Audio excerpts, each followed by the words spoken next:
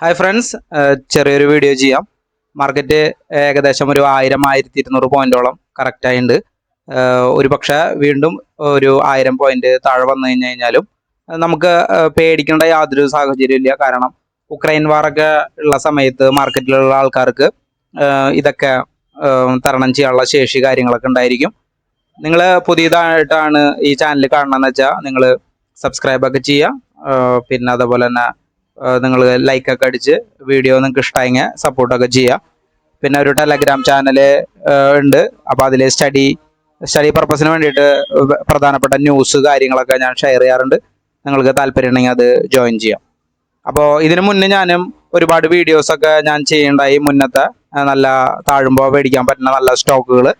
അപ്പോൾ അതൊക്കെ എവിടെ വാങ്ങണം, എങ്ങനെ വാങ്ങണം എന്നുള്ള രീതിയിലൊക്കെ ഉള്ള ഒരു വീഡിയോ ആണ് ചെയ്യണത്. അതിൻ്റെ ഒപ്പം പഠിക്കാൻ വേണ്ടിയിട്ട് നിങ്ങൾക്ക് ഒരുപാട് ലോങ്ങിലേക്ക് ഹോൾഡ് ചെയ്യാൻ വേണ്ടിയിട്ടൊക്കെ സ്റ്റഡി സ്റ്റോക്ക് തരാം. നിങ്ങളത് ഡീപ്പായിട്ട് പഠിക്കാനായിട്ട് ശ്രമിക്കുക. അതിൽ ഒന്നാമത്തെ സ്കാൻ സ്റ്റീൽ എന്ന് പറഞ്ഞിട്ടുള്ള ഒരു സ്റ്റോക്കാണ്. അപ്പോൾ സ്കാൻ സ്റ്റീലിൻ്റെ ഒരു ലോങ് ചാർട്ട്, മന്ത്ലി ചാർട്ട് നിങ്ങൾ എടുത്തു കഴിഞ്ഞ് കഴിഞ്ഞാൽ നിങ്ങൾക്ക് കാണാം ഏകദേശം ഈ ഒരു ലെവല്, ഈ ഒരു 58 ലെവല് അതിൻ്റെ 2015 കാലഘട്ടത്തിലൊക്കെ ടച്ച് ചെയ്തിട്ട് പിന്നെ അത് വീണ്ടും ഒരു 2018 ടച്ച് ചെയ്തു, പൊട്ടിയില്ല. പിന്നെ 21 ടച്ച് ചെയ്തു, പൊട്ടിയില്ല. പിന്നെ 23 അത് ബ്രേക്ക് ചെയ്ത് തിരിച്ച് സപ്പോർട്ട് എടുത്തിട്ട് തിരിച്ച് അത് ഏകദേശം 93 ലെവൽ വരെ പോയത്. പിന്നെ ഒരു ഏകദേശം ഒരു 58 റേഞ്ചിലായിട്ട് ഒരു കൺസോളിഡേറ്റ് ചെയ്ത് കളിക്കുകയാണ്. എന്ന് വെച്ച് കഴിഞ്ഞാൽ ഏകദേശം ഇപ്പം നിൽക്കുന്ന പ്രൈസിനേക്കാളും 10 രൂപ താഴെ. അപ്പോൾ നമ്മൾ എന്ത് വേണം, നമ്മൾ ഇതിൻ്റെ അടിഭാഗത്തായിട്ട് നമ്മൾ എന്ത് ചെയ്യണം, ഇതിൻ്റെ ഒരു വര ഇങ്ങോട്ട് വരച്ചിട്ട് കൊടുക്കുക. മാക്സിമം എത്ര വരെ പോയിട്ടുണ്ടെന്ന് അറിയാൻ. അപ്പോൾ 53. അപ്പോൾ നമ്മളെ ഒരു സ്റ്റോക്ക്, നിങ്ങൾ ഈ സ്റ്റോക്ക് എന്നല്ല ഏതൊരു സ്റ്റോക്ക് ആയി കഴിഞ്ഞ് കഴിഞ്ഞാലും നിങ്ങൾ എൻട്രി എടുക്കുന്ന സമയത്ത് ഇതേപോലെ ഒരു സപ്പോർട്ട് എടുത്ത സോണിൽ ഒരു വര വരച്ചിട്ടിട്ട് നമ്മൾ ആ വര വരെ ആ സ്റ്റോക്ക് എത്തുന്നു മനസ്സിൽ കണ്ടിട്ട് വേണം നിങ്ങൾ എൻട്രി എടുക്കാനായിട്ട്. എന്നിട്ട് എന്ത് വേണം, നമ്മുടെ ക്യാപിറ്റലിൻ്റെ 10% മാത്രം ഒരു സ്റ്റോക്കിൽ നിക്ഷേപിക്കുക. അതും 3 തവണകളായിട്ട് നിങ്ങൾ ശ്രമിക്കുക. 3 തവണ എന്ന് പറയുമ്പോൾ ഏകദേശം ഇപ്പോൾ ഒരു ഉദാഹരണത്തിന് ഈ സ്റ്റോക്ക് 70 രൂപ ആണെന്ന് വെച്ച് കഴിഞ്ഞാൽ നമ്മൾ ഒരു 50% നമ്മൾ 70 ഡിപ്ലോയ് ചെയ്യുക. പിന്നെ അതൊരു 10 രൂപ താഴുമ്പോൾ അടുത്ത ഒരു 25% ഡിപ്ലോയ് ചെയ്യുക. പിന്നെ അതിൻ്റെ താഴെ 53 അല്ലെങ്കിൽ 50, അതിൻ്റെ ഏതാണോ നല്ല സപ്പോർട്ട് ലെവൽ എത്തുമ്പോൾ അങ്ങനെ 3 തവണകളായിട്ട് വരുമ്പോൾ നമ്മുടെ ആവറേജ് പ്രൈസ് നമുക്ക് നല്ലൊരു കിഴിവൊക്കെ ആയിട്ട് കിട്ടിയിട്ടുണ്ടാവും. പിന്നെ അതിൻ്റെ മറ്റുള്ള ഫണ്ടമെന്റൽസ് കാര്യങ്ങൾ ഇതൊക്കെ അനുസരിച്ച് റിസൾട്ടൊക്കെ അനുസരിച്ച് ഇത് തിരിച്ച് കയറി പോകാനുള്ള സാധ്യതയുണ്ട്. അപ്പോൾ മാക്സിമം ഇത് മൾട്ടിപ്പിൾ ഒരു ടൈംസ് ഒരു സപ്പോർട്ട് എടുക്കുകയാണെങ്കിൽ അവിടെ തന്നെ കിടന്ന് കുറച്ച് തിരിച്ചു വരാനാണ് സാധ്യത കൂടുതൽ ചാർട്ടിൻ്റെ അടിസ്ഥാനത്തിൽ. പിന്നെ ഇത് ഒരു സ്റ്റോക്ക് റെക്കമെൻഡേഷനോ അങ്ങനത്തെ കാര്യങ്ങളൊന്നുമല്ല, സ്റ്റഡി കാര്യങ്ങൾ മാത്രമാണ് ഈ ചാനൽ കൊണ്ട് ഉദ്ദേശിക്കുന്നത്. നിങ്ങൾ സെബി രജിസ്റ്റേർഡ് ആയിട്ടുള്ള ആൾക്കാരിൽ നിന്ന് മാത്രം അഡ്വൈസ് സ്വീകരിക്കുക. സ്റ്റഡി കാര്യങ്ങളൊക്കെ ഞാൻ എൻ്റെ ചാനലിൽ കൂടെ ഞാൻ പറയണമെന്ന് മാത്രം.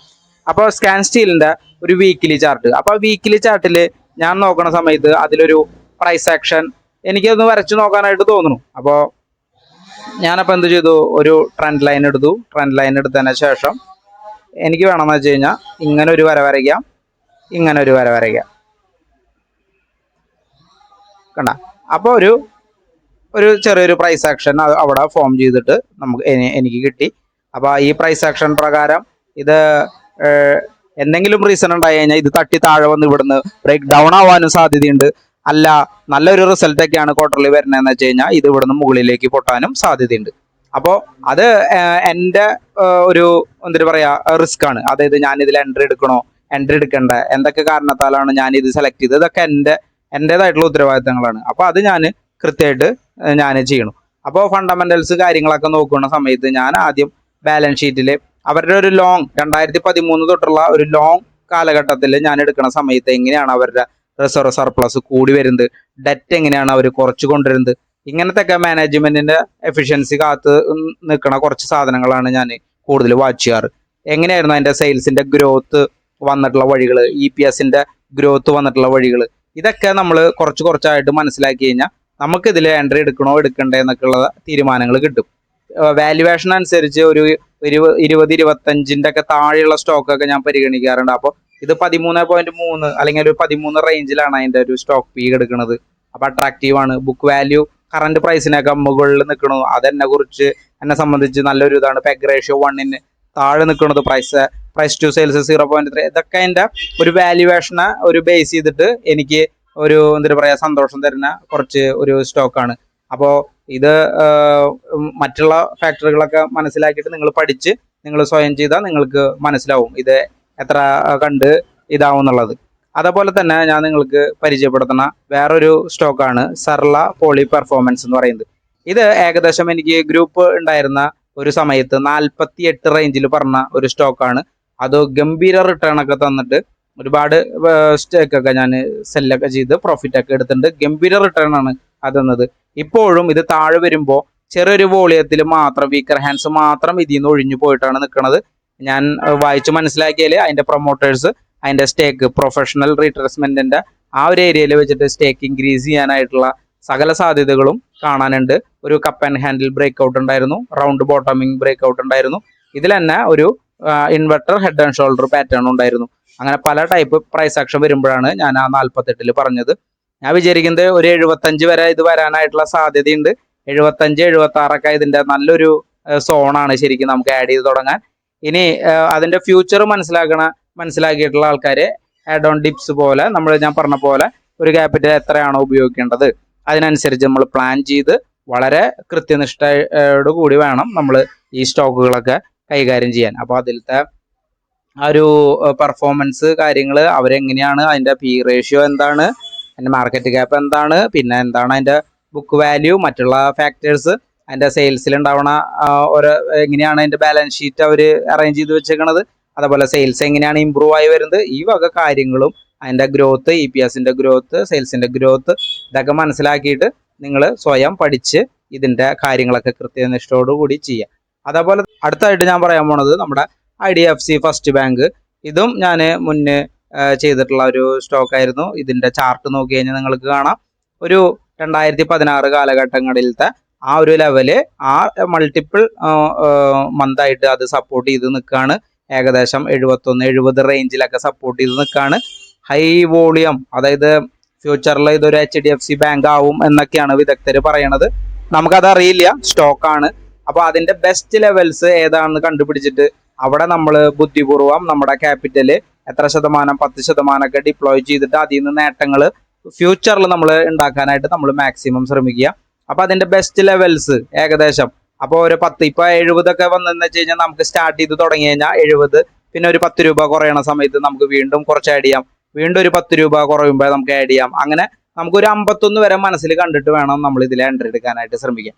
അത് വരില്ലോ എന്നുള്ളതല്ല, ചിലപ്പോൾ വരുമായിരിക്കില്ല, ചിലപ്പോൾ വരുമായിരിക്കാം. അതൊക്കെ ഓരോ ഇതിൻ്റെ ക്വാളിറ്റി അനുസരിച്ചിരിക്കും.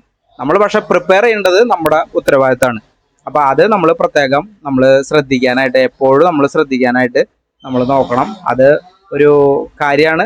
പിന്നെ അതേപോലെ തന്നെ ഞാൻ ഇത് മുന്നും ചെയ്തിട്ടുണ്ടായിരുന്ന ഒരു സ്റ്റോക്കായിരുന്നു പട്ടേൽ എഞ്ചിനീയറിങ്, നിങ്ങൾക്കറിയാം.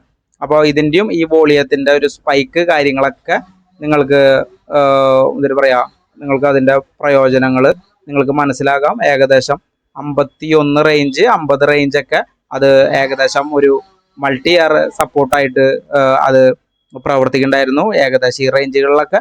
അപ്പോൾ നല്ലൊരു പ്രൈസിന് നിങ്ങൾ ഇപ്പോൾ വോളിയം സെല്ലിൻ്റെ കൂടുതലാണ്, എന്നാലും അവിടെ മൾട്ടിപ്പിൾ ആയിട്ട് നിൽക്കുന്നുണ്ട്. അപ്പോൾ 3 ഘട്ടങ്ങൾ ഈ പറഞ്ഞ പോലെ തന്നെ 50, 40 ആ ഒരു റേഞ്ചിലൊക്കെ അതിൻ്റെ സ്റ്റഡി, അതിൻ്റെ ഇതുകളൊക്കെ മനസ്സിലാക്കിയിട്ട് അതിൻ്റെ ഇപ്പോൾ ഞാൻ IDFCയുടെ ഞാൻ നിങ്ങൾക്ക് അതിൻ്റെ കാണിച്ചു തന്നില്ല. ഏകദേശം 20ന്റെ താഴെ തന്നെയാണ് അതിൻ്റെ ആ ഒരു പി റേഷ്യോ ഒക്കെ എടുക്കുന്നത്.